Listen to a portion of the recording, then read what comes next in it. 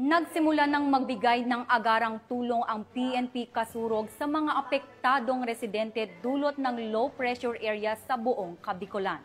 Patrolwoman Jeradel Duterte, ibalita mo. Ginagawang koordinasyon ng Kasurog Cup sa pamumuno ni Police Brigadier General Nasser C. Babagay Jr., Regional Director, kasama ang mga local government units at mga city at municipal disaster risk reduction management offices bunsod ng walang tigil na pagbuhos ng ulan na dulot ng low pressure area. Bilang tugon, nagsimula ng magbigay ng agarang tulong ang PNP Bicol sa mga apektadong residente, partikular na sa mga pamilyang kinakailangang lumikas mula sa kanilang mga tahanan dahil sa matinding pagbaha.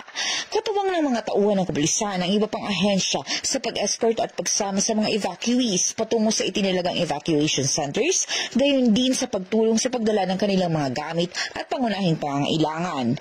Tinitiyak din ng kapulisan ang seguridad at kaayusan sa mga lugar na matinding naapektuhan ng pagbaha upang mapanatiling ligtas ang mga naiwan nilang ari-arian at maiwasan ang anumang hindi kanais-nais na insidente. Patuloy din ang pakikipag-ugnayan ng PNP Bicol sa mga kinauukulang ahensya upang matiyak ang mabilis at maayos na pagresponde sa mga nangangailangan, lalo na sa mga lugar na hindi pa naaabot ng tulong. Hinihikayat ang publiko na manatiling alerto, makinig sa mga anunsyo ng otoridad at umiwas sa paglabas kung hindi kinakailangan upang matiyak ang kanilang kaligtasan.